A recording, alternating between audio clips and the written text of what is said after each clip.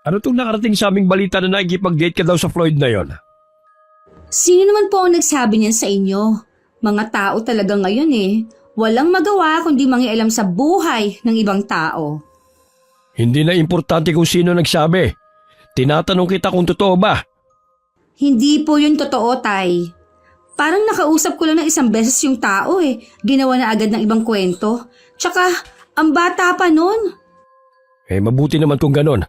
Mag-focus ka na lamang sa trabaho mo at sa mga anak mo. Opo, alam ko naman yun eh. Kita nyo nga na halos magkandakuba na ako sa paghahanap buhay eh. Para lang masustentuhan ko mga anak ko. Dapat lang naman. At isa pa, ngayon ka lang naman bumabawi sa mga anak mo. Ilang taong ka ding walang trabaho. Hindi lang naman po ako ang dapat nagsusustento sa mga anak ko. Dapat yung ama din nila. Hindi naman nagkukulang si Luis sa mga anak nyo. Kaya nga nasa kanya eh. Dahil sabi mo nga gusto mo rin magtrabaho. Samantalang hindi ka naman nag-aalaga sa mga anak mo rito. Mabuti na rin po yung nasa kanya para maranasan niya ang hirap ng pag-aalaga ng mga bata. O siya, magpahinga ka na. Alam kong pagod ka sa trabaho. Pagod na nga po sa trabaho, stress pa dito sa bahay. Paano ka naman na-stress? Paano ka naman may stress dito sa bahay ha? Wala ka namang iniintindi kundi sarili mo. Na-stress ka ba dahil tinanong kita tungkol sa Floyd na yon? Ay, sige po, Tay. Magpapahinga na po muna ako. Tawagin niyo lang po ako kapag kakain na. Mabilis ko nang tinalikuran ng Itay bago pa siya makapagsalita muli. Naiiling naman na sinundan pa niya ako ng tingin. Pagpasok ko sa kwarto ko, agad ko yun nilak at pabagsak na nahiga sa kama. Ilang minuto rin na nasa ganun akong posisyon bago bumangon at nagbihis. Hiwalay ako sa asawa at may 3 kaming anak. Kasalukuyang nasa koleyo na ang panganay namin. Mahigit 10 taon din kami nagsama ni Luis bago nagpa siyang maghiwalay. Bata pa kami nung magsama. Hindi ko alam kung dahil ba nawala na yung init ng pagmamahal namin sa isa't isa. Kaya napapadalas ang away namin noon. Hanggang nagpa siya kaming maghiwalay na lang. Kesa ang mga anak namin ng labis na maapektuhan. Naiwan sa pangangalaga ko ang mga anak namin. At bumalik ako sa poder ng mga magulang ko. Habang siya naman sumusuporta sa mga anak namin. Sa mga unang taon, hinihiram niya ang mga bata. Hanggang nagdesisyon ako na iwan na lang sa kanya ang mga bata para makapagtrabaho ako. May 3 taon na rin ako sa trabaho ko bilang card dealer sa isang kasino. Mabuti naman at lumabas ka na ng kwarto mo. Pupuntahan na sana kita eh. Kakain na po ba tayo? Oo, halika na rito. Fredo, lumapit ka na rin dito. Oo nga pala, LV. Tumawag ngayon si Miko. Tinatanong niya kung kailan ka daw magpapadala. Bakit po sa inyo pa tumawag ang batang yun? Paano daw hindi ka makontak? Masyado naman silang atat sa padala ko. Hindi sila maghintay. Aba, LV. Anak mo yung humihingi sa'yo ng pera. Hindi naman ibang tao. Alam ko naman po yun, pero sana naman huwag nila akong pigain kapag wala pa akong pambigay. Bakit hindi siya humingi sa papa niya? Sabi ng anak mo, mahigit 1 linggo na daw hindi nakakapasok sa trabaho ng tatay nila dahil napilayan. Wala pa akong sahod. Tsaka na ako magbibigay sa kanila. Di ba katapusan naman ngayon? Bakit wala ka pang sahod? Ano po bang magagawa ko? Wala pa pong pumapasok sa account ko na sahod. Ay nako, sige. Ako na lang muna ang bahalang magbigay sa apo ko. Ang mabuti pa mamaya na kayong mag-usap. Hindi magandang pinaghihintay ang grasya. Paupo na kayo rito. Ito lang po bang ulam natin? Oo, iha. Pagtiyagaan mo na lang muna. At ilang araw na akong walang labada eh. Ang tatay mo naman hindi rin makakapasada. Sinusumpong ang rayuma. Kung wala naman po pala kayong pera, anong ibibigay niyo sa apo ninyo? May naitatabi pa naman ako rito. Yun ang ibibigay ko muna. May pera naman po pala kayo eh. Sana po bumili naman po kayo ng masarap-sarap na ulam ngayon. Anong gusto mo? Tikisin kong sarili kong apo, ha? Ano ba kayong dalawa? Nasa harap tayo ng pagkain. Gusto niyo bang magtampo ang grasya sa atin? Etong anak mo mula na magkatrabaho, naging maarte na ang gila. Ayaw nang kumain ng simpleng pagkain. Ikaw, LV, kung ano yung nasa hapag, yun ang kainin mo. Huwag ka na maging mapili sa pagkain. Sige po, Nay. Pasensya na. Tumungo na lang ako para hindi ko masalubong ang matalim na tingin sa akin ng Itay. Hanggang makatapos kami ng hapunan, hindi ako umimik pa. Hinayaan ko na rin ang inay ang magligpit ng pinagkainan namin. Pumasok na agad ako sa kwarto ko at kinuha ang bago kong cellphone na ilang buwan ko ring pinag-ipunan. Kinabukasan nagising ako na meron ng agahan na hinanda ang inay. Wala na rin sila sa bahay. Marahil na masada na ang Itay. Ang inay siguro naghanap ng pwede niyang pag-ekstrahan.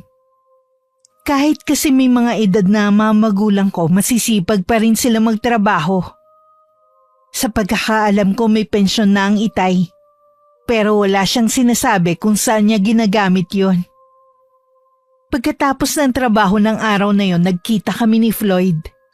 May 2 buwan pa lang kami magkarelasyon. At kami lang ang nakakaalam. Thank you sa regalo mong cellphone, ha?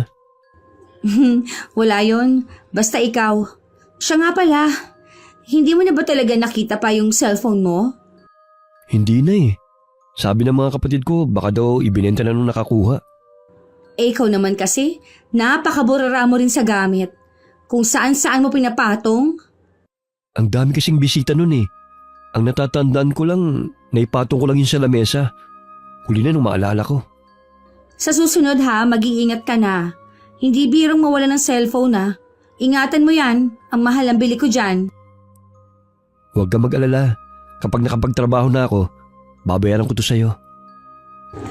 Wala naman akong balak na pabayaran yan, kaya nga regalo Nakakahiya naman kasi sa'yo Ikaw na nga ang laging taya tuwing lumalabas tayo. Eh di, bumawi ka kapag may trabaho ka na. Promise, babawi ako sa'yo. O paano?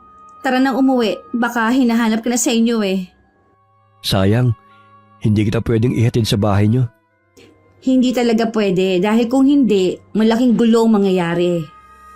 Alam ko naman yun Bakit ba kasi hindi ka nalang hayaan ng mga magulang mo? Nasa tamang edad ka na rin naman Hanggat nasa poder nila ako, kailangan ko pa rin sumunod sa kanila. Okay, sabi mo Sa iisang barangay lang kami nakatira ni Floyd. Kung kami lihiti mong taga ron sa lugar, dayo naman sila ng pamilya niya. Pero may ilang taon na rin naman sila sa lugar namin. Katunayan doon na rin nagkapamilya ang iba niyang mga kapatid. Kay Floyd ko lang naramdaman ang kaligayahan na kailanman hindi ko naranasan sa dati kong asawa. Bagamat wala siyang trabaho sa ngayon, nangako naman siyang babawi sa susunod. Pagdating sa bahay, tambak ang parcel na naghihintay sa akin. Sabi ng inay siya muna ang nagbayad sa mga yun. Teka, akala ko ba wala kang pera? Bakit ang dami niyan? Kailangan ko po to para sa trabaho ko. Alam niyo naman na ganda rin ang puhunan ko. Mabuti nga, natanggap ako sa trabaho kahit may edad na ako. Salamat na lang sa backer ko. Napansin ko lang mula na magkaroon ka ng trabaho. Tila nakalimutan mo na may mga anak ka. Para kang dalaga kung umasta ngayon. Masama po ba? Naunahin ko naman ang sarili ko? Hindi ko naman sinabi na wag mong intindihin ang sarili mo. Pero sana naman unahin mo pa rin ang mga anak mo. Nay, may tatay naman sila Una, obligasyon niya na ibigay ang mga pangangailangan ng mga anak namin bago ako magbigay. Hay, noon pa naman lagi na lang sarili mong kapakanan ang iniisip mo. Kaya hindi malapit sa'yo mga anak mo Wala po akong pakialam kung mas gusto nila ang tatay nila. Mabuti nga dun sila, kesa naman sa iintindihin ko pa sila. Kung makapagsalita ka parang hindi ka ina. Kung pwede ko nga lang ibalik ang nakaraan, mas pipiliin ko na lang na maging dalaga habang buhay. Kung tutuusin, hindi ka naman naghirap sa pagpapalaki sa mga anak mo noon. Dahil kami ng itay mo ang nag-aruga sa kanila. Nang dahil sa biglaan kong pag-aasawa nun, ang dami kong napalampas. Kasalanan ba namin ng itay mo kung maaga ka naglande, ha? Hindi ko naman kayo sinisisi Walang dapat sisihin dito kundi sarili ko. Kaya nga bumabawi ako ngayon Kaya nga lang may mga anak ka na. Hindi mo pwedeng lagi na lang uunahin ang sarili mo. Ilang beses ko po bang kailangan ipaliwanag sa inyo? Nandiyan naman si Luis para sa kanila Alam mong naaksidente si Luis. Kaya nga kailangan ka ng mga anak mo ngayon Tama na nga po, Nay. Pagod na po ako sa trabaho. Huwag niyo naman ako laging sermonan kapag uuwi ako. Pasensya ka na, Iha. Siya nga po pala. Hindi na ako maghahapunan. Kumain na ako sa labas. Nanlibre kasi ang katrabaho ko. Dinampot ko na ang mga parcel at saka ako pumasok sa kwarto ko. Ramdam ko naman ang pagsunod sa akin ng tingin ng inay. Dahil excited na akong tingnan ng mga in-order ko online, hindi na muna ako nagbihis. Damit at mga pampaganda ang mga yun. Nangingiti na lang ako habang isa-isa kong binubuksan ng mga yun. Pagdating ng itay, sinabi naman ng inay na hindi ako sasabay sa kanila sa pagkain. Hindi naman maipinta ang mukha niya nang idagdag pa ng inay ang tungkol sa mga parcel na dumating. Mas inuuna pa niya talaga ang pag-order ng kung ano sa online kaysa unahin ang pangangailangan ng mga anak niya. Yun nga ang sabi ko sa kanya. Kailangan daw niya yun para sa trabaho niya Lintik na trabaho yan. Sarili lang naman niya ang binubuhay niya Ewan ko ba riyan sa anak mo? Parang walang pagmamahal sa mga anak. Galing ako sa bahay ni Luis kanina. Binigyan ko ng pera yung mga apo natin. Siya nga pala. Kumusta na si Luis? Okay na naman siya Sa isang linggo, pwede na raw siya pumasok sa trabaho. Ay, mabuti naman kung ganon.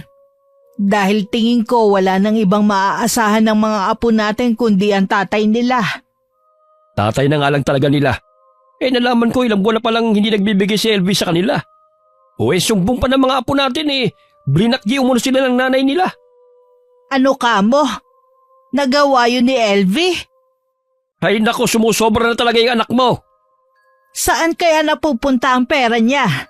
Hindi naman siya gumagastos dito sa bahay Malamang sa mga luho niya. O di kay may boyfriend niyang si Elvie nang hindi sinasabi sa atin. Baka kailangan natin kausapin si Elvie.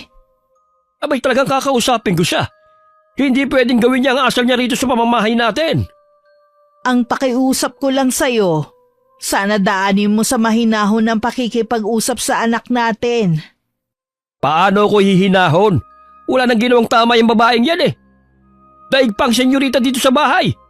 Hindi man lang magawang mag-ambag Tapos hindi pa siya nagsusuporta sa mga anak niya. Ay, ang mabuti pa. Bukas mo na lang siya kausapin. Wala naman siyang pasok bukas Dapat nga ngayon Baka hindi ka rin niya harapin. Pagod din siya. Baka mamaya magsalubong lang ang init ng mga ulo ninyo. Ay nako, sige. Bukas na nga lang. Kinabukasan sinadya kong tanghali nang gumising. Wala naman kasi kung pasok ng araw na yon. Paglabas ko, nasa sala ang itay. Bahagya pa akong nagulat. Dahil akala ko maaga siya mamamasada ng jeep. Walang imik na nagtungo ako sa kusina. Nadatnan ko pa doon ang inay na inaayos ang mga pinamalengke. Pumasok muna ako sa banyo para maghilamos. Paglabas ko, sinabihan ako ni inay na kakausapin ako ni itay. Gusto niyo daw po akong kausapin? Galing ako sa bahay ni Luis kahapon. Nakausap ko yung mga anak mo. Blinak mo daw sila. Paano? Ang kulit-kulit nila. Kahit nasa trabaho ako, message na message Tawag ng tawag sa akin, nakakaabala na sila. Nakakaabala? Ano ko ba, LV? Mga anak mo ang mga yon. Natural lang natatawagan kanila. Wala naman silang ginawa kundi manghingi ng pere. Pagod na nga ako sa trabaho ko. Pwede mag-resign ka na lang kung napapagod ka na pala. Anong katwiran yan? Para ang hindi na ng mga apo ko ah. Bakit? Kapag po ba mag-resign ako sa trabaho ko, susuportahan niyo ako, ha? Hindi naman, di ba? Sapat lang sa inyo na kumakain tayo ng 3 beses sa isang araw. Ano ba gusto mo? Suportahan namin pati yung mga luho mo? Kaya nga po ako nagtatrabaho para mabili ko ang mga gusto ko. Kahit hiwalay na kayo ng asawa mo, pamilyado ka pa rin tao. Hindi tama yung inaasta mo. Unahin mo muna yung pangangailangan ng mga anak mo, bago yung sarili mo. Yun ang tungkulin ng isang magulang. Kaya nga po ibinigay ko na sila sa tatay nila para wala na akong responsibilidad. Masyado ko talagang makasarili. Oo na! Makasarili ako, makasarili. Masama po bang bumawi naman ako sa sarili ko, ha? Marami naman na ako ng sakripisyo, Sino ba kasi may sabi sa'yo na mag-asawa ka ng maaga? Tinutulan namin ang pag-aasawa mo noon dahil iniisip namin na masyado ka pang bata. Pero anong ginawa mo? Nakipagtalan ka kay Luis. Pinagsisisihan ko na ang padalos-dalos kong desisyon noon. Pues huli na. Hindi mo na pwedeng ibalik ang nakaraan. Nandyan ang mga anak mo. Obligasyon mo silang suportahan. Wala na akong pakialam sa kanila. Gusto ko na unahin ang sarili kong kaligayahan. Sawang-sawa na ako sa obligasyon ko sa kanila. Walang hiya ka talaga. Kung ganun din lang naman, mabuti pang lumayas ka na rito. Talagang aalis ako dito. Sawang-sawa na ako sa araw-araw ninyong paninerwan sa akin. Para akong batang walang sariling pag-iisip. Talaga namang wala kang pag-iisip eh. Tama ba ang ganyang mga katuwiran ng isang ina? Ayaw niyo kasi akong intindihin. Bakit ko gagawin yon? Sarili mo lang iniisip mo. Gusto mo lagi ka na lang uunawain. Sobrang kitid ng isip mo. Kaya lumayas ka na rito. Talagang aalis na ako sa impyernong bahay na to. LV! Bumalik ka! Buksan mo tong pinto! Mag-usap tayo! Hayaan mo siya kung gusto niyang umalis. Mabuti nga yon. Mawawala ang isang palamunin dito. Ano ka ba naman? Sabi ko sa'yo kausapin mo ng mahinahon yung anak natin. Kita mo nga kung paano sumagot sa akin eh. Tapos literal niya nang tinatakwil ang mga anak niya. Anong klaseng ina siya? Kakausapin ko siya. Papaliwanagan. Baka kasi naiimpluwensyahan lang ng mga katrabaho kaya nagkakaganyan siya. Sa tanda ba naman niya? Nagpapa-impluensya pa siya? Ginusto rin niya yon. Wala rin naman siyang ibang pupuntahan eh. Kaya siguradong hindi rin siya aalis. Mabuti pang umalis siya para matuto siya sa buhay. Hindi yung matanda na siya sa atin pa rin nakasandal. Walang tigil sa pagpatak ang mga luha ko habang tumitipa sa cellphone ko. Nagchat ako kay Floyd na magkita kami sa tagpuan namin. Nagbihis na rin ako pagkatapos. Paglabas ko ng kwarto, wala ang mga magulang ko. Dahil namumugto ang mga mata ko, nagsuot na lang ako ng sunglasses. Nauna ako kay Floyd na dumating sa tagpuan namin. Ilang sandali lang dumating na rin siya. Agad ko siyang niyakap at umiyak ako sa dibdib niya. May ilang sandali rin bago ako tumahan at iginiya niya akong maupo muna sa kama. Isang maliit na kwarto yun na inuupahan namin tuwing nagkikita kami. Ano yung chat mo sa akin na pinapalayas ka na sa inyo ng tatay mo? Totoo. Pinapalayas na ako ng itay sa amin. Saan ka pupunta niyan? Kaya nga gusto kong magkita tayo ngayon para mapag-usapan ang problema ko. Pasensya ka na, mahal. Wala akong may tutulong sa'yo eh. Alam mo naman ang sitwasyon ko eh. Hindi ba ako pwede sa bahay niyo? Kung doon ka uuwi sa amin, baka malaman ng mga taong relasyon natin. Wala na akong pakialam pa. Ang importante sa akin, makaalis na sa bahay namin. Ang isa pa sa inaalala ko, marami kami sa bahay. Balik 3 pamilyang nakatira doon. Wala na tayong mapipwestuhan kung sakali. Wala ka na bang naiisip na ibang paraan? Kung gusto mo umupa na lang tayo ng bahay. Pero ikaw magbabayad. Wala pa kasi ako naiipon ulit eh. Yung huling pera ko, ibinili ko na cellphone mo. Yun naman pala Magtiis ka na lang muna sa bahay ng mga magulang mo. Pero hindi ko na kasi kaya eh. Sobra na kung pagsalitaan ako ng itay. Para akong walang sariling isip eh. Matanda na rin naman ang tatay mo eh. Malay mo isa sa mga araw na ito mamatay na siya. Di wala ka ng problema. Ano ka ba? Kahit ganun ang itay sa akin, hindi ko kailanman hiniling na mamatay na siya. Biro lang yun, ikaw talaga. Masyado kang seryoso. Hindi magandang biro yun. Ayoko na ulit magsasalita ka ng ganun sa tatay ko. Oo na, pasensya ka na. Huwag ka na magalit. Akala ko pa naman, matutulungan mo ako. Hindi naman pala. Alam mo naman na wala pa akong trabaho eh. Paano kita matutulungan? Magtitiis na lang siguro ako sa bahay ng mga magulang ko. Wala naman akong ibang mapupuntahan eh. Konting tiis lang. Kapag nakahanap na ako ng trabaho, ako mismo maghahanap ng apartment natin. Gusto ko na rin kasing umalis sa amin eh.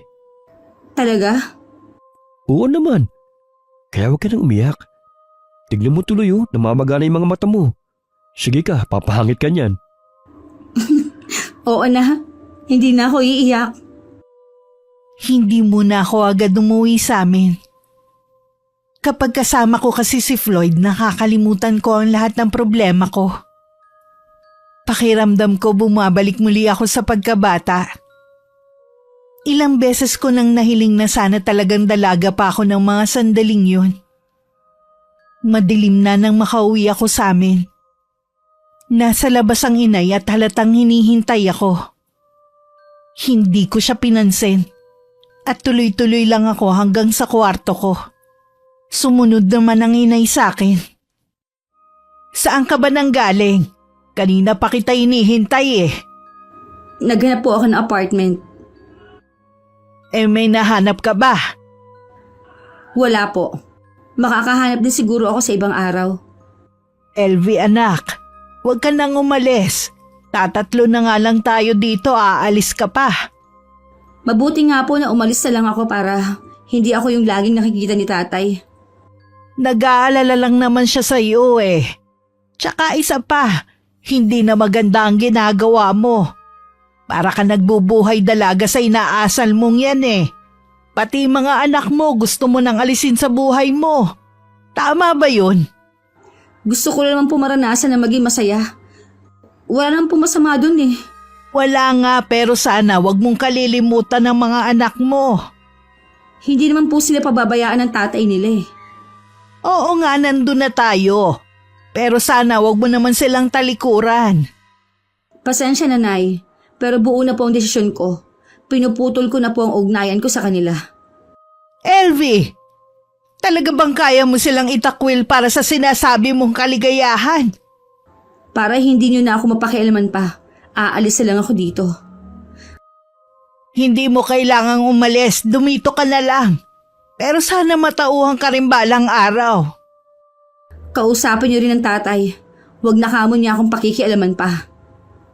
O sige, kung yan ang gusto mo. Bakas pa rin kay inay ang hindi pagkapaniwala sa mga sinabi ko. Naguguluhan na lumabas siya ng kwarto. Ako naman nahiga na lang. Kumain na rin naman kami ni Floyd sa labas, kaya hindi na ako maghahapunan. Natulog na lang ako na may ngiti sa labi. Kinabukasan tanghali na ako nagising. Alauna pa naman ang pasok ko sa kasino. Nadatnan ko pa ang mga magulang ko sa sala. Hindi ko nilang sila pinansin pa. Nang mga sumunod na araw, nagpasya kami ni Floyd na wag nang itago ang relasyon namin. Madalas na kaming makita ng mga tao na magkasama. Alam ko na nakarating na rin yun sa mga magulang ko. Baka naman chismis lang yun. Hayaan nating si Elvie ang magkumpirma kung totoo nga ang tungkol sa kanila ng lalaking yun. Sigurado namang itatanggi lang yun ni Elvie. Bakit kaya sa dami ng mga lalaking pwede niyang gustuhin eh? Kay Floyd pa siya nagkagusto. Nako, nung una pa lamang nang umugong ang balita tungkol sa kanila, pinapaamin ko na siya. Pero todo tanggi siya. Ano bang mapapala niya doon? Bukod sa tambay at walang trabaho, masyadong bata ang lalaking yon para sa kanya. Wala akong tiwala sa lalaking yon. Baka dahil sa kanya, kaya ayaw na magsuporta ni Elvie sa mga anak niya. Hindi malabong tama ang iniisip mo. Hindi ko lang ito binanggit sa'yo pero nung isang araw, pumasok ako sa kwarto niya. May kailangan kasi kong sabihin sa kanya. Nakita ko ang mga bagong damit panlalaki at mga brief. Nako, malamang para kay Floyd yun. Ang kapal talaga. Nagagawa niyang bilhan ng lalaking yon kaysa sa sarili niyang mga anak. Hindi ko na talaga alam ang gagawin ko sa anak natin. Bakit nahuhumaling siya sa lalaking yun? Kakausapin ko siya pagdating niya mamaya. Mabuti pa nga. Hindi ko na rin gusto ang ginagawa niya eh. Ay akala ko itututol ka na naman eh. Ayoko lang kasi na parang hindi kayo mag-ama kung mag-usap. Usapin mo pa rin siya ng mahinahon para hindi kayo nagsisigawang dalawa. Depende yun sa sagot ng anak mo. Eh kilala mo naman ako eh. Madali mag-init ang ulo ko kapag sinasagot-sagot ako ng pabalang. Ikaw na lang kasi ang bahalang magpasensya sa anak mo. Pasado 11:00 na ng gabi nang makauwi ako. Hinatid ako ni Floyd gamit ang motor na ako ang naghuhulog. Humalik pa ako sa pisngi niya bago niya pinatakbo ang motor palayo. Hinintay ko munang makalayo ang boyfriend ko bago ko pumasok sa loob ng bahay. Nagulat pa ako nang makita na gising pa ang mga magulang ko. Bakit gising pa po kayo? Hindi maganda sa inyo nagpupuyat. Talaga nga palang totoong kumakalat na balita tungkol sa inyo ng lalaking yon. Eh ano naman po kung totoo? Wala namang masama. Anong wala? Gaano mo ba kakilala ang lalaking yon ha? Mas kilala ko po siya kaysa sa inyo. Mabait po si Floyd at mahal niya ako. Kaya ba ikaw ang gumagastos sa kanya? Hindi po. Bakit ko naman po siya gagastusan siya ang lalaki. Huwag ka na nga magsinungaling pa. Wala naman trabahong lalaking yun eh. Kaya paano siya ang gumagastos tuwing lumalabas kayo? Huwag niyo lang alam po kaming pakialaman ni Floyd. Wala lang po siyang ginagawang masama sa inyo ha. Subukan mong talikuran kami. Kakalad ka rin kita palabas ng bahay na ito. Wala akong pakialam kung 10 oras na ng gabi at may mabulahaw tayong ibang tao. Matanda na po kayo, Tay. Alam ko na po ang ginagawa ko. Matandang walang pinagkatandaan. Kung ganyan din lang naman ang tingin niyo sa akin, bakit pa kayo nangingialam sa akin? Iha, nagmamalasakit lang kami sa'yo ng tatay mo. Ayaw ka naming mapahamak. Layuan mo na ang lalaking yun. Hindi maganda ang reputasyon niya sa lugar natin. Hindi ko po siya lalayuan. Nagmamahalan po kami ni Floyd. Ginagamit ka lang ng taong yun dahil may trabaho ka. Kilala ang lalaking yun na mahilig manghutot. Hindi mo ba alam yon? Hindi po yan totoo, Nay. Hindi niyo naman kilala yung tao para pagsalitaan niyo ng ganyan. Talagang nabulag ka na sa maling pagmamahal mo sa lalaking yon. Kahit atay sampal pa sa iyong katotohanan. Wala kang paniniwalaan kundi ang lalaking yon. Iiwan ka rin niya kapag wala na siyang mahihita sa'yo. Makinig ka naman sa amin, anak. Kami ang tunay na nagmamahal sa'yo. Hindi totoo yan. Sinisiraan lang ng mga tao si Floyd. Paano kasi naiinggit sila dahil ako ang niligawan niya at may lahal? Gaano ba siya agwapo para pag-agawan? Iniisip mo pang naiinggit lang ang mga taong tunay na nakakilala sa lalaking yon? Magising ka nga! Isang oportunista lalaking yan! Uubusin lamang niya ang pera mo at saka kaiiwan! Patutunayan ko po sa inyo na mali kayo ng akala sa kanya. Mahal niya ako. Mas higit niya akong minahal kesa kay Luis. Nagawa mong itakwil ang mga anak mo dahil sa lalaking yon? Oo! Dahil siya ang tunay kong kaligayahan, hindi ang mga anak ko.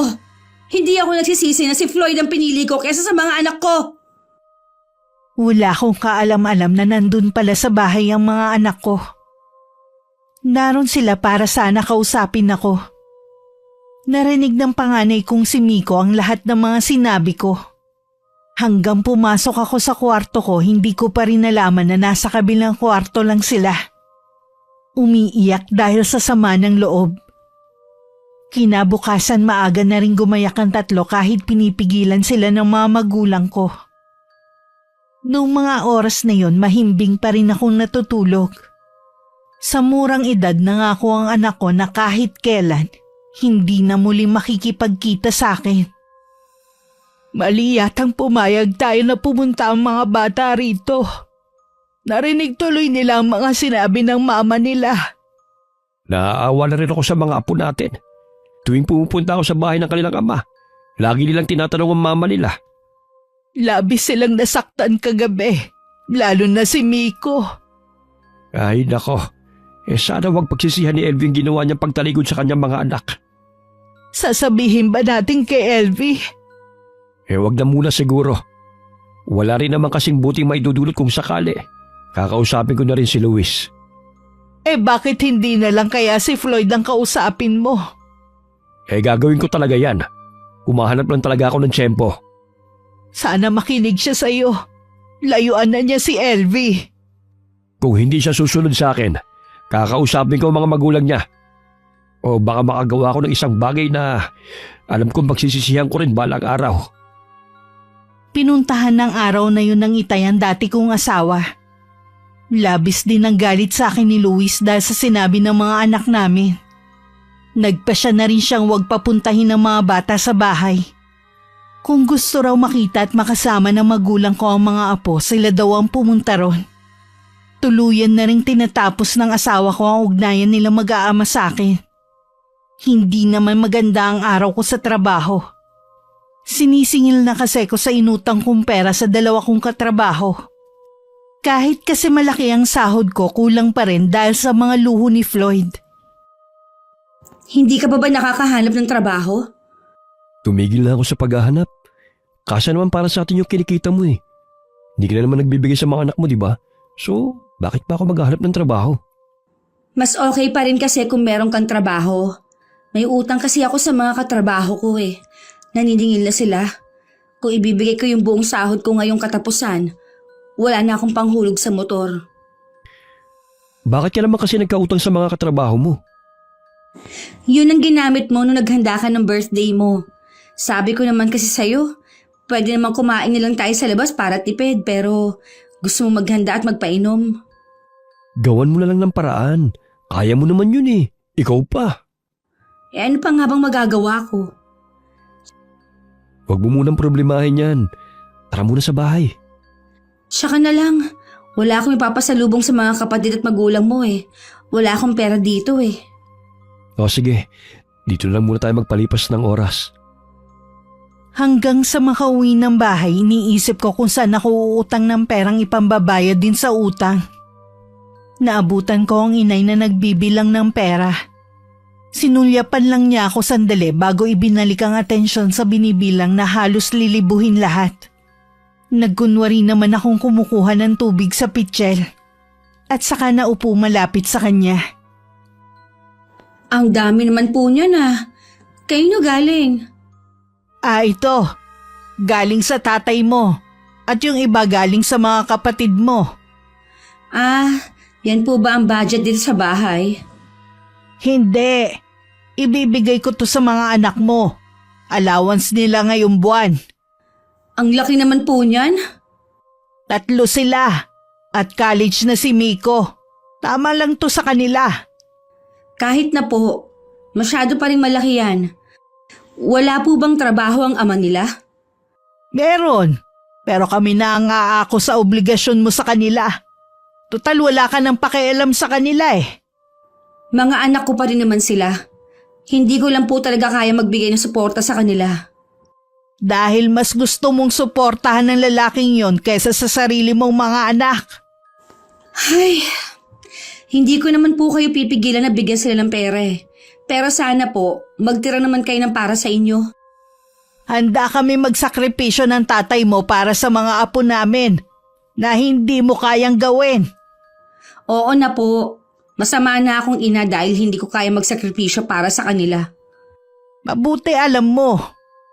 Namimiss ko rin naman sila eh. Kaya nga po bala ko silang tawagan. Huwag mo nang gawin. Bakit naman po?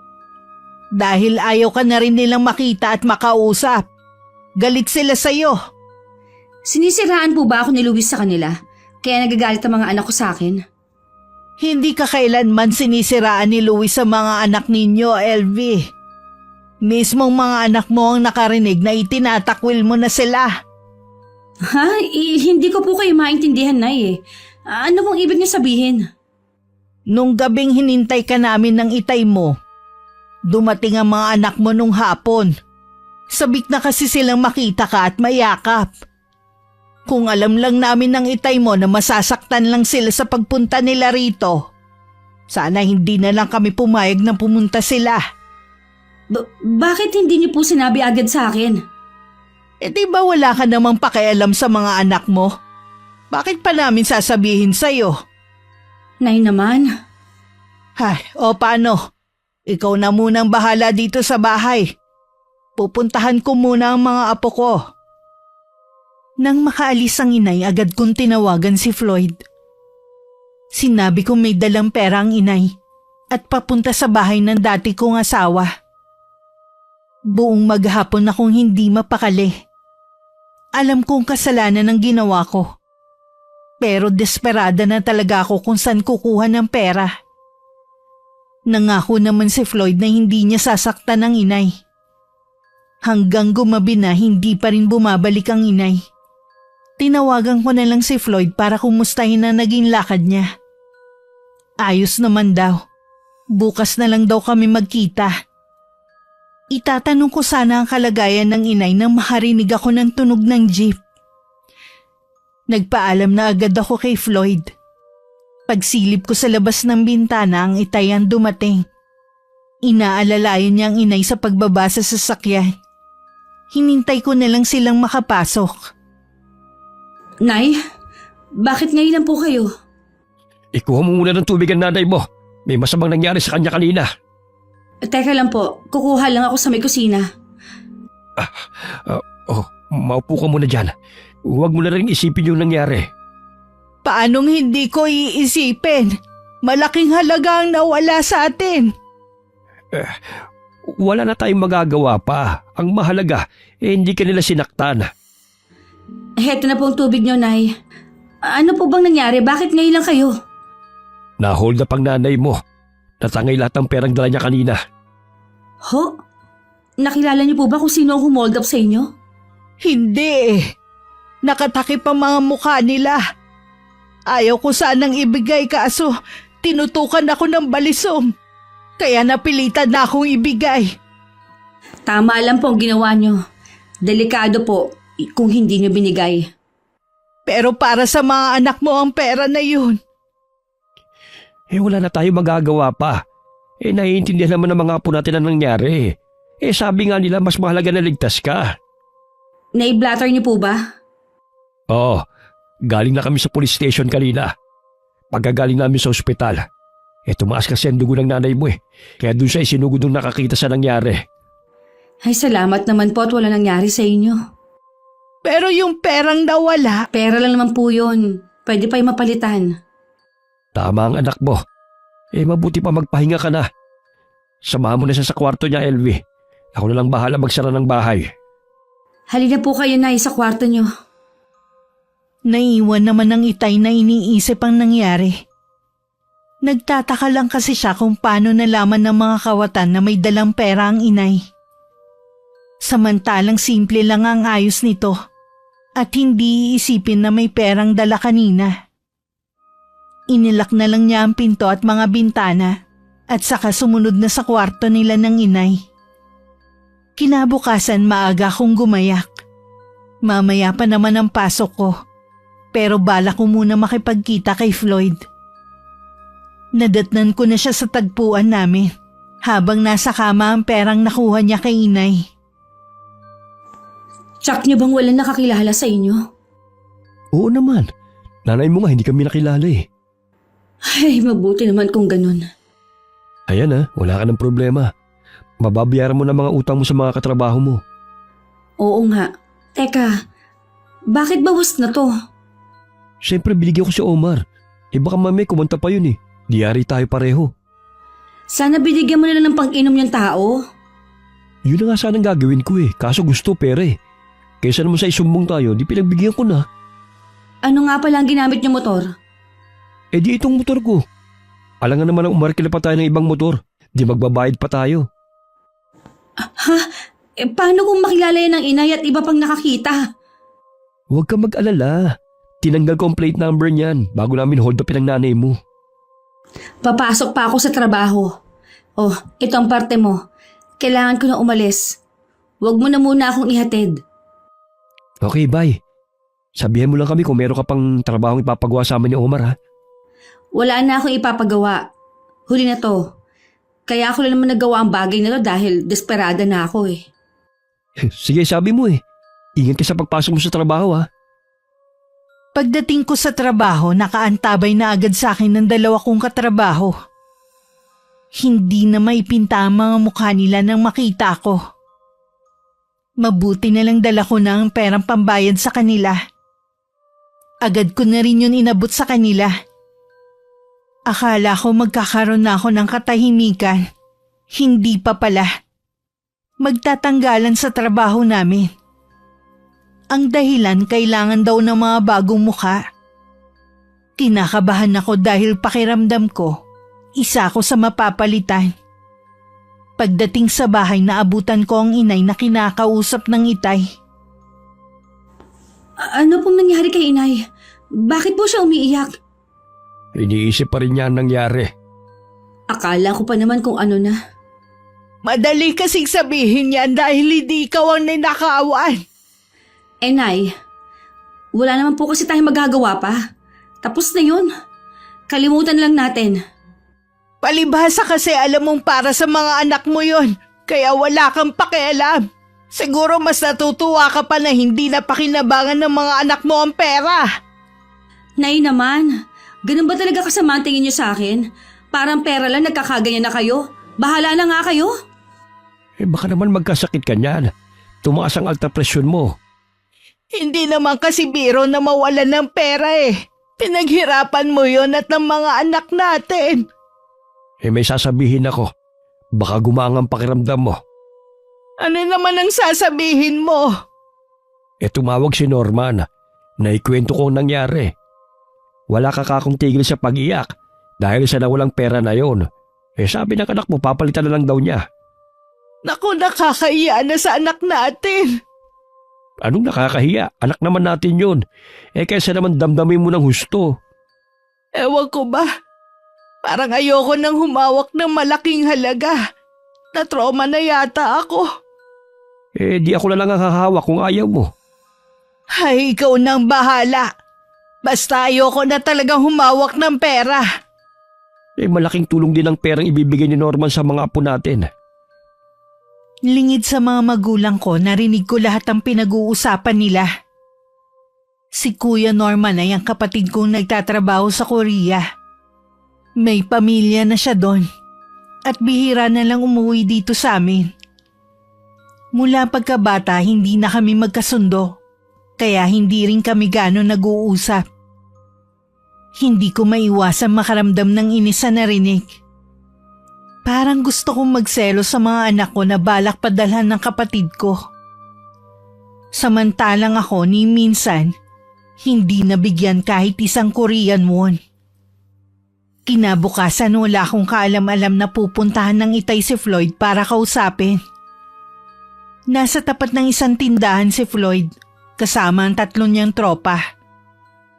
Dinig na dinig ni itay na ako ang pinag-uusapan nila. Ipinagmamalaki kasi ni Floyd kung paano ako madaling utuin. Halos mabaon na nga daw ako sa utang para lang maibigay ang lahat ng luho niya.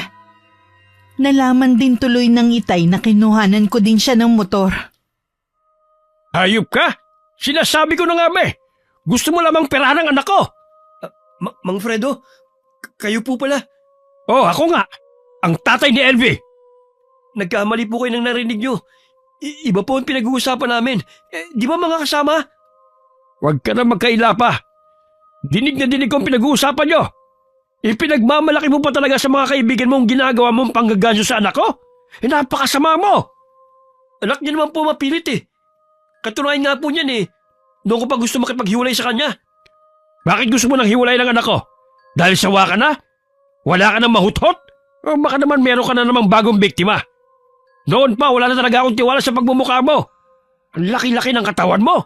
Hindi ka magbanat ng buto. Dahan-dahan po kayo sa pananalita nyo. Huwag niyo akong ipahiya sa mga kaibigan ko. Hindi niyo ako kilala. Tama lamang sa iyong mapahiya dahil manggagancho ka. Ikaw ang hindi nakakakilala sa akin. Tama na po, Mang Fredo. Baka makalimutan ko matanda kayo. Bakit? Anong gagawin mo, ha? Ikaw pa ang may gana manakot, ha? Hindi po ako nananakot. Sinasabi ko lang ang pwede mangyari. Animal ka. Hindi ka lamang pala oportunista. May pagkakriminal ka rin. Huwag mo akong dali sa pananakot. Hindi mo alam kung anong kaya kong gawin. Umuwing nagingit-ngit sa galit ang Itay sa bahay. Sa kabila ng galit niya kay Floyd, nang ibabaw naman ng awa niya para sa akin. Hindi makapaniwala ang Itay na halos lahat ginawa ko para sa binata. Sinabi naman ng Itay kay Inay ang lahat ng nalaman niya. Maski ang Inay nakaramdam ng awa sa akin. Hindi kaya nagayuma ang anak natin kaya siya sunod-sunuran sa lalaking yon. Naisip ko rin ang bagay na yan eh. Kaya siguro hindi siya makawala. Walang ya talaga ang lalaking yon. Dumayo pa talaga sa lugar natin para magkalat lang ng lagim. Marami rin akong nalaman tungkol sa lalaking yon sa pagtatanong ko. Ugali na pala talaga niyang gatasan ng mga babae. Nakakapagtaka lang na marami ang nagkakagusto sa kanya.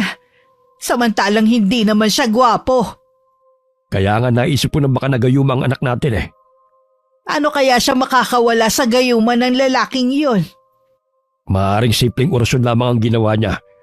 Maaring gumamit siya ng litrato, kandila, asin at karayom para mahulog sa patibong niya si Elvie.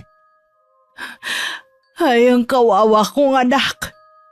Ipaubaya mo na lamang sa akin ang gagawin. Ako na ang bahala. Bilisan mo lang, baka mamaya hindi na natin maagapan ng anak natin. Binanggit sa akin ni Floyd ang ginawang pagsugod sa kanya ni Itay. Galit na galit siya at gusto niyang gantihan ng Itay. Hindi raw siya matatahimik hanggat hindi siya nakakagante sa pamamayan nito sa kanya. Pilit ko naman siyang pinapakalma. Pero kahit anong gawin ko at sabihin, hindi ko siya mapakalma. Matanda naman na ang Itay, pagpasensyahan mo na lang. Walang matanda-matanda sa akin. Tatay ko nga hindi ako pinapaya katulad ng ginawa niya eh. Anong gusto mo, sakta ng Itay ko? Higit pa doon ang gusto kong gawin sa kanya. Tama na naman, Floyd. Kalimutan lang natin na nangyari. Kakausapin ko rin ang Itay pag uwi ko mamaya. Pagsasabihan ko siya. Hindi nga ako matatahimik eh. Hanggat hindi ako nakakagante. Ay, bahala ka na nga sa gusto mong gawin. Talagang bahala ako. At ikaw, kailangan mong sumunod sa ipag-utos ko. Dahil kung hindi, iiwan na kita. Wag, Floyd! Hindi ko kakayanin mawala ka sa akin. Lahat gagawin ko. Huwag mo lang akong iwan. Dahil nakayakap ako kay Floyd, hindi ko na nakita ang malademonyong ngisi na gumuhit sa kanyang labi. Tutulman ako sa balak niyang gawin. Tila naging sunod-sunuran pa rin ako sa kanya. Puro tango lang ang ginagawa ko bilang pagsang-ayon sa kanya. Pag-uwi ko sa bahay, agad kong sinita ang Itay sa ginawa niya kay Floyd. Bakit ka sa akin nagagalit? Baka nakakalimutan mo. Tatay mo pa rin ako. Matuto kang gumalang. Paanong hindi ako magagalit? Binastos niyo yung tao sa harapan ng mga kaibigan niya. Kayo kaya ang malagay sa katayuan niya. Ano kaya mararamdaman ninyo? Mas siya ba talaga ang kinakampihan mo, ha? Natural po, dahil boyfriend ko siya. Ang tingin lang naman sa'yo ng lalaki yung naigatasan niya. Pera lang ang habol niya sa'yo. Hindi totoo yan. Mahal ako ni Floyd. Kung talagang mahal ka niya, sana siya nagtatrabaho para sa inyo. Hindi yung ikaw ang nagkakandakuba sa kakatrabaho para maibigay mo lamang ang luho niya. Nagkanda utang-utang ka na rin dahil sa kanya. Mabuti pa nga siya. Kinunan mo ng motor. Samantalang yung mga anak mo ang pinagdadamutan mo. Lahat po gagawin ko para kay Floyd. Kahit ano pang sabihin ninyo, hindi ko siya iiwan. O sige, magpakabaliw ko sa lalaking yon. Mula ngayon, wala na kaming pakialam sa'yo. Tama na yan! Huwag na kayong magsigawan! O itong anak mo hindi marunong rumespeto. Fredo, saan ka pupunta? Mamaya na ako uuwi. Ikaw naman, Iha. Bakit ba ganyan ka makipag-usap sa tatay mo? Sumusobra na po kasi siya eh. Ikaw ang sumusobra na. Wala ka ng galang sa aming mga magulang mo. Nang dahil sa lalaking yon, tinalikuran mo lahat. Maging ang mga anak mo. Ano bang pinakain sa'yo ng lalaking yon, ha? Sa kanya ko lang po naramdaman ang tunay na pagmamahal na hinahanap ko. Kalokohan! Hindi ako naniniwala sa sinasabi mo. Alam ko may ginawa sa'yo ang lalaking yon, kaya patay na patay ka sa kanya. Sana lang hindi pa huli ang lahat bago ka matauhan. Marahan kong pinunasan ng mga luha ko. Naupo rin muna ako sandali. Pakiramdam ko kasi nanginginig ang tuhod ko. Huminga muna ako ng malalim. Nang gabing yon hindi ako makatulog. Iniisip ko ang pinag-usapan namin ni Floyd. Hindi ko alam kung ano ang gagawin ko. Kung susundin ko ba siya o hindi. Sa huli mas nanaig sa akin ang sundin siya. Bago ako matulog, siniguro ko na tinanggal ko sa pagkakalak ang pinto. Nagising lang ako sa komosyon sa labas. Pupungas-pungas pa ako na bumangon. Akma na sana akong lalabas nang may maalala ko. Kaya naman kahit naririnig ko nang sumisigaw ang aking mga magulang, hindi ako natinag sa kinatatayuan ko. Lumabas lang ako ng tahimik na. Nay! Tay! Ano po nangyari? Nilooban tayo, LV. Sinimot nila ang perang pinadala ng Kuya Norman mo at yung ipon ng tatay mo sa pamamasada. Binugbog pa nila ang tatay mo. Oh, ayos na po ba kaya, Tay? May sugat po kayo? Ayos lang ako. Nasaksak ko naman ng gunting ang isa sa kanila. Ilan po bang nanloob sa atin? 2 sila. May palagay ako na taga rito lamang ang mga yon. Hihingi po muna ako ng tulong sa mga kapitbahay natin. Huwag ka munang lalabas. Baka nandyan pa sila. Tumawag ka na lang sa cellphone mo. Sige po. Teka lang. O saan ka pupunta? Gusto ko lamang makita ang pinto. Nagtataka lang ako kung paano sila nakapasok ng bahay natin. Mga eksperto ang mga yon. Siyempre marami silang paraan. Hindi lamang yon. Parang alam kagad nila kung saan nakalagay ang pera natin. Basta lang lamang sila dumiretso sa ilalim ng kama. Hindi na sila naghanap sa ibang drawer. Oo nga no. Parang kabisado nila kung saan nakatago ang pera natin. Tay! Nay! Parating na po ang mga barangay tanod dito sa atin. Sila na raw ang bahalang tumawag ng mga pulis. Salamat naman kung ganon. Magtitimpla na muna ako ng kape natin habang naghihintay sa pagdating nila. Napansin ko na malalim ang iniisip ng Itay. Hindi ko na lang siya pinansin. Ang mahalaga sa akin, hindi sila sinaktan ni Floyd. Ilang sandali pa tinawag na kami ng inay sa kusina. Habang nagkakape, dumating rin naman si Kapitan at mga tanod. Sa pagkakarinig ko, hinala ng kapitan namin at ng Itay, taga rito lang din ang nanloob sa amin. Hindi ko tuloy maiiwasang hindi kabahan para sa kaligtasan ni Floyd. Nang mga sumunod na araw, hindi ako mapakali. Puro palpak tuloy ang ginagawa ko sa trabaho. Kanina ko pa rin tinatawagan si Floyd pero hindi siya sumasagot. Pag-uwi ko sa bahay, sinalubong ako ng sampal ni Itay. Tay? Bakit niyo ako sinampal? Nagawa mo pa talagang umuwi rito? Pagkatapos ng ginawa mo? Hindi ko po kayo maintindihan. Ano po bang nangyayari? Nay, ano po bang sinasabi ng Itay? Lumayas ka rito! Wala akong anak na kasing sama mo!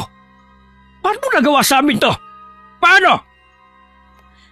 Hindi ko nga po kayo naiintindihan eh. Ano bang ginawa ko sa inyo? Nasa ospital ngayon si Omar. Nag-aagaw buhay dahil sa tetano.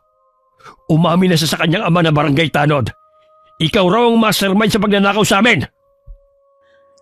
Tay, hindi po totoo ang sinasabi ni Omar. Nagkakamali po kayo. Maniwala kayo, Tay. Tama na! 2 beses mong pinagnakawan ng mga anak mo. Nasa matinong pag-iisip ka pa ba, ha? Tay! Nay, maniwala po kayo. Hindi ko kayang gawin yun. Sa kabila ng ginawa mo sa amin, hindi pa rin namin kayang ipakulong ka. Kaya mabuti pang umalis ka na lang dito. Hindi namin kayang makasama ka pa sa iisang bubong. Pati ba naman kayo, Nay? Umalis ka na. Bago pa magbago ang isip ko. Wala po ako mapupuntahan. Sumama ka sa lalaking yun na lagi mong pinagtatanggol. Wala na kaming pakailam. Kahit na ano pang gawin mo sa buhay mo. Tay! Huwag niyo po akong palayasin. Maawa na kayo. Huwag mo nang hintay na kalad ka rin pa kita. Nay, tulungan niyo naman ako. Hayaan mo siya, Rosie. Mula ngayon, hindi na natin siya anak. Kahit anong pagmamakaawa ko, hindi na ako pinakinggan ng mga magulang ko. Wala na akong nagawa kundi mag-alsabalutan. Nang lingunin ko ang inay, nakatungo lamang siya habang tahimik na lumuluha. Malayo na ako sa bahay namin nang i-check ko ang cellphone ko. Ilang beses na palang tumatawag sa akin si Floyd. May mga chat din siya sa akin. Tinawagan ko siya para magkita kami. Pahamak talaga yung Omar na yan eh. Sana matuloy na siya sa ospital. Hindi na ako maaaring bumalik sa amin. Tuluyan na akong pinalayas ng mga magulang ko. Ano pa nga bang magagawa ko? Dinun ka muna sa bahay. Magtiis ka na lang sa ingat baho dahil maraming bata ron. Ayos lang. Kesa naman sa kalsada ako matulog. Kapag nakaipon na ako pwede naman tayong umupa. Oo naman. Kaunting tiis lang naman eh. May iba nga pala ako. Hindi mo magsasampa ng kaso ang mga magulang mo? Hindi na. Dahil ayaw nila na pati ako makulong. Mabuti naman kung ganun. Tara na sa bahay. Ilan ba mga gamit mo? Oo. Ito na lahat. Hindi pala ganun kadali na tumira sa bahay ni na Floyd. Ibinigay na sa amin ng mga magulang niya ang kwarto nila para sana may privacy kami. Pero labas-pasok pa rin ang mga bata at mga kapatid niya. Kahit natutulog kami, wala silang pakialam. Wala rin akong maayos na tulog. Lagi rin nawawala ang mga gamit ko. Kulang din ang sahod ko para sa 1 linggo. Dahil kailangan namin mag-share sa mga gastusin sa bahay. Nang hindi na ako nakatiis, kinausap ko na si Floyd. Umalis na lang kasi tayo dito Hindi ko na kayang tumira dito sa inyo. Sabi mo wala kang pera. Paano tayo uupa? Hindi ko na kasi kaya makisama sa pamilya mo. Sa kanila nang nauubos ang pera ko Pati mga personal kong gamit pinapakialaman nila. Ang damot mo naman. Para yun lang pwede ka naman bumili. Mahal naman ngayon. Pero kung mahal. Ibig bang sabihin walang karapatang gumamit ng mamahalin ng mga kapatid ko? Ibig kong sabihin, dahil mahal nga, hindi agad ako makakabili. Nakikitira ka lang dito sa amin. Matuto ko sana makisama sa pamilya ko. Nakikisama naman ako sa kanila. Sa kanila lang nga nauubos ang kita ko Ginusto mo na dito tumira, di ba? Gusto mo magsama na tayo. Matuto ko sana mag-adjust sa lahat ng bagay. Ginagawa ko na nga, di ba? Kaya lang masyadong masikip ang bahay na ito sa ating lahat. Pwes ikaw itong maraming reklamo, maghanap ka ng bahay na lilipatan natin. Basta ako, wala akong pera pambayad sa upa. Hindi na nga rin ako makaipon dahil kada uuwi ako dahil walang pagkain dito sa bahay nyo. Ano, pamilya mo na lang bang bubuhayin ko? Galit na tinalikuran ako ni Floyd. Naiwan naman ako naiiyak na lang sa sitwasyon ko. Hirap na ako. Pero hindi ko alam kung paano ako makakawala sa kinasasadlakan ko. Para kasing may kung anong puwersa ang pumipigil sa akin para makawala sa piling ni Floyd. Dahil sa matinding stress na nararanasan ko, tumanda tuloy akong tingnan. Maliban pa sa malaki ang ibinagsak ng katawan ko. Yun ang dahilan para matanggal ako sa trabaho. Doon na rin nagsimulang ipakita ni Floyd ang tunay niyang ugali, maging ng pamilya niya. Boba ka talaga! Yan lang ang pinapagawa sa'yo? Hindi mo ba magawa ng tama? Pasensya ka na. Nakalimutan ko kasi. May ginagawa pa kasi ako kanina. Dahil sinunog mong sinaing, hindi ka kakain ngayon. Maawa ka sa akin, Floyd. Kanina pa ako walang kain. Wala ka ng silbi sa akin. Kaya mula ngayon, wala na akong pakialam pa sa'yo. Ginamit mo lang pala ako. Oo! Sa tingin mo kaya magugusto ako matandang katulad mo kung wala akong mahihita sa'yo? Ang layo ng edad natin. 37 ka na. Samantalang ako 25 pa lang. Minahal kita. Lahat ginawa ko sa'yo. Nagawa kong talikuran ng pamilya ko. Ang mga anak ko. Walang dapat sisihin kundi ang sarili mo. Nagpakuto ka eh. Masyado mong pinaniwala ng mga buladas ko eh. Hayop ka! Ang sama mo! Pinagsisisihan ko na minahal kita! Magsisi ka man, huli na ang lahat. Kung dati tingin ko kay Floyd ay isang anghel, ngayon ang tingin ko sa kanya ay parang demonyo. Kulang na lang ay tubuan siya ng sungay at buntot. Sa kabila ng ginagawa niyang pagpapahirap sa akin, ginagawa ko pa rin ang lahat para pasayahin siya. Ngunit sadya yatang napakabilis ng karma sa taong maitim ang budi. Umuwi si Floyd na masama ang pakiramdam. Matindi umano ang pananakit ng kanyang tiyan at ulo. Sa kabila ng pag-ahon ng galit ko sa kanya, pinagsilbihan ko pa rin siya. Parang may humahalukay sa tiyan ko.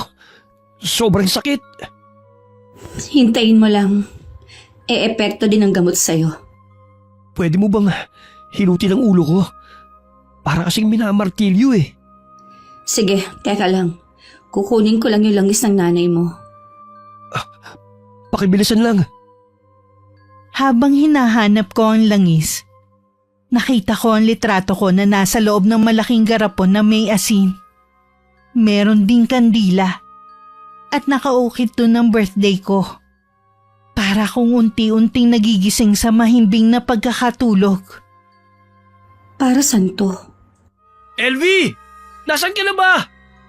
Bakit ang tagal mo? Oo, pabalik na ako. Mamaya ako na siguro tatapon. May palagay ako na ito ang dahilan kung bakit hindi ko maiwan-iwan si Floyd. Bakit ang tagal mo?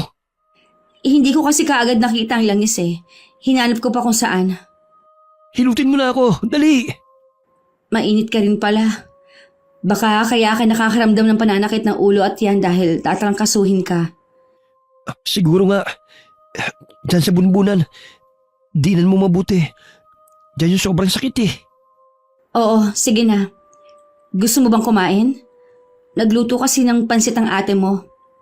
Sige, ikuha mo ako. Bigla ako nagutom na marinig ko ang pansit. Teka, ikukuha kita.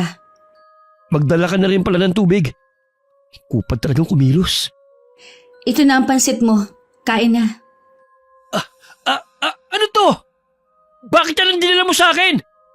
Baliw ka na ba? Ano bang sinasabi mo? Hindi kita maintindihan. Hindi naman pansit yan eh. Mga bulati yan. Tignan mo oh. Gumagalaw-galaw pa. Anong bulate? Eh wala namang bulate. Pansit yan. Ilabas mo na ang plato na yan. Pati yung tubig. Eh, hindi kita maintindihan. Akala ko ba nagugutom ka? Nagugutom nga ako. Pero wala akong planong kumain ng nakakadiring bulati na yan. Naiiling na lang ako sa inaasal ni Floyd. Inilabas ko na lang ang plato ng pansit at tubig. Hindi rin muna ako bumalik. Kinuha ko ang garapon na kinalalagyan ng litrato ko. Tinapon ko rin ang laman na asin sa garapon at binali ko ang kandila. Nang binalikan ko si Floyd, namimilipit siya sa sakit ng tiyan. Pero ni konting awa wala na akong maramdaman. Natitiyak ko ring binabarang ang binata. Nang gabing yun tinubuan na rin ng napakaraming sugat sa katawan si Floyd. Nag-umpisa yun sa bukol hanggang kusang nabutas at naglabasan ng kasing laki ng butil ng bigas ng mga uod. Hindi pa ba dumarating ang inay? Hindi pa eh. Saan ba siya nagpunta? Sabi niya manghihingi siya ng tulong para madala ako sa ospital. Sa tingin ko, hindi doktor ang kailangan mo, kundi magaling na albularyo. Bakit albularyo? Dahil hindi pangkaraniwan ang sakit mo. May bumabarang sa'yo, Floyd. Hindi totoo yan. Hindi ako binabarang. Paano may papaliwanag ang biglang pagtubo ng mga sugat mo sa katawan, ha? Yung mga uod na naglalabasan sa katawan mo. Sino kaya may gawa nito sa akin? Hindi ko alam. Sa dami ng mga nagawa mong kasalanan, mahirap nang hulaan kung sino. Tulungan mo ko, LV. Humanap pa ng albularyo. Saan naman ako hahanap? Bahala ka! Gamitin mo yung utak mo! Huwag mo akong masigaw-sigawan, ha? Huwag mong kalilimutan na malaki ang utang mo sa akin. Ano ba yung sinasabi mo? Hoy, baka nakakalimutan mo. Nasa pamamahay ka namin. Hindi ko nakakalimutan. Pero ikaw, mukhang nakalimot na. Nakalimutan mo na kung hindi dahil sa akin, hindi mo mararanasan kung paano guminhawa ang buhay mo. Kailan mo ba ako sinumbutan ng mga ginawa mo sa akin? Mula nang mawala ang bisa ng gayuma mo sa akin. Ha? Paano mo nalaman? Paano ko nakawala? Nakita ko lang naman ang litrato ko sa isang garapon na puno ng asin. LV, hayaan mo ko magpaliwanag. Mahal naman talaga kita eh. Hayaan mo, kapag gumaling ako, babawi ako sa'yo. Kung gagaling ka pa. Alam mo siguro kung sinong bumabarang sa akin, oh. Tulungan mo ko, LV! Ah! Parang may kung anong gumagalaw sa loob ng tiyan ko. Parang binubutas ito. Kulang pa yan sa lahat ng ginawa mo sa akin at sa magulang ko. Hindi kaya mga magulang mo may kagagawa nito? Magsabi ka ng totoo. Wala sa lahi namin ang mambabarang, kaya wag mo kaming pagbibintangan. Naalala ko na. Pinagbantaan ako ng tatay mo noon. Natitiyak ko may kinalaman sa mga nangyayari sa akin ngayon. Mabuting tao ang tatay ko. Walang maniniwala sa'yo. Naputol ang pag-uusap namin ni Floyd nang dumating ang kanyang ina na may kasamang manggagamot. Sabi nito wala silang pera para madala siya sa ospital, kaya naghanap na lang siya ng albularyo. Kinumpirma nga ng matandang manggagamot na may bumabarang sa binata. Nang gabing yun sa huling pagkakataon, kinausap ko si Floyd para magpaalam. Sa kabila ng mga ginawa mo, hangad ko pa rin na gumaling ka. Bakit? Dala mo mga gamit mo. Babalik ka na ba sa mga magulang mo? Wala na akong mukhang ihaharap sa kanila eh. Magpapakalayo-layo na lang siguro ako. LV, mapapatawad mo pa ba ako? Oo naman. Ayoko rin kasing mabuhay ako sa puro galit. Mas matinding karma bumalik sa akin. Baka mamatay na ako. Mukha namang magaling ang matandang albularyo na gumagamot sa'yo. Manalig ka lang. Gagaling ka rin. Matagal na akong nakalimot sa kanya. Papakinggan pa kaya niya ako kung tatawag ako sa kanya? Oo. Basta galing sa puso mong sasabihin mo sa kanya. Oo. Hindi ka na ba talaga papapigil pa? Hindi na. Kapag gumaling ka na, magbago ka na sana. Huwag mo nang balikan ang mga masasama mong gawain dati. Makakaasa ka. Babaguhin ko na ang buhay ko. Nang gabing yon nilisan ko na ang bahay ni na Floyd. Dumaan pa ako sa bahay ng mga magulang ko. Mula sa malayo tanaw ko sa bukas na bintana ang mga anak ko. Masaya silang lahat. Habang ako'y nagdurusa dahil sa mga mali kong nagawa. Umiiyak na naglakad na ako palayo sa lugar na yon. Kinabukasan kahit hirap sa paglalakad, nagtungo si Floyd sa bahay ng mga magulang ko kasama ang isa niyang kapatid. Walang emosyon naman na hinarap siya ng itay. Habang hindi naman makatingin ang inay dahil sa nakakadiring itsura ng lalaki. Nandito po ako para personal na humingi ng tawad sa inyo. Alam ko pong walang kapatawaran ang ginawa ko. Pero sana mahanap niyo pa rin sa puso niyo ang pagpapatawad sa akin. Mukha namang totoo yung paghingi mo ng tawad. Sino ba naman kami para ipagdamot sa yung bagay na yon? Salamat po. Meron pa po sana akong sadya sa inyo. Ano yon? Huwag na po kayong magalit kay LV. Wala po siyang kasalanan. Kaya lang po siya naging sunod-sunod dahil ginayuma ko po siya. Noon pa may hinala na kami tungkol sa bagay na yan. Umalis na po siya sa bahay. Nag-aalala lang po ako sa pwede mangyari sa kanya. Baka pwede niyo po siyang hanapin. Fredo, ang anak natin! Hanapin natin siya, baka kumapano siya! Oo, Rosie. Hahanapin natin si LV at ibabalik natin siya rito sa bahay. Ikaw naman, iho. Umuwi ka na sa inyo. Magpahinga ka na muna. Bukas na bukas rin, gagaling ka na. Alam kong naiintindihan mong sinasabi ko. Opo. Opo, Mang Fredo. Salamat po. Uuwi na po kami. Fredo, magtapat ka nga. Ikaw bang dahilan kung bakit ganun ang kalagayan ni Floyd? Gusto ko lang naman siyang turuan ng leksyon. Mabuti nagbago siya bago pa mahuli ang lahat. Pero nangako ka sa akin na hindi ka nagagamit ng itim na kapangyarihan. Patawarin mo ako, Rosie. Pangako ko sa'yo. Huli na talaga ito. Tuparin mo ang sinabi mong yan. At mangako ka rin na hindi mo ipapasa alinman sa mga anak natin ang kaalaman mo sa barang. Wala akong planong ipasa ang kaalaman kong ito. Isasama ko na rin to hanggang sa aking himlayan. Kinabukasan din gumaling na rin si Floyd sa kakaibang sakit na dumapo sa kanya. Para lamang siya nagdahilan noon. Gaya ng ipinangako niya sa sarili, nagbago na siya. Naghanap siya ng matinong trabaho na maaaring sumuporta sa kanyang pangangailangan at ng kanyang pamilya. Samantala mahigit 1 taon na rin akong hinahanap ng aking mga magulang. Kasalukuyan ako nagtatrabaho bilang maintenance sa isang farm na pasyalan ng mga tao. Iba't ibang klase ng mga halaman ang inaalagaan ko doon. Umuupa lang din ako ng maliit na silid malapit sa trabaho ko. Araw yun na Martes, day off ko. Naglilinis ako ng mga sandaling yun na may kumatok sa pinto. Ganun na lang ang gulat ko na mapagbuksan ko ang mga magulang ko. Anak, ang tagal ka naming hinanap. Kumusta ka na, anak? Ayos lang po ako. Tuloy po kayo. Mukhang maayos ang kalagayan mo rito. Opo. Anak, ang tagal kong pinanabikan na maiyakap ka ng ganito.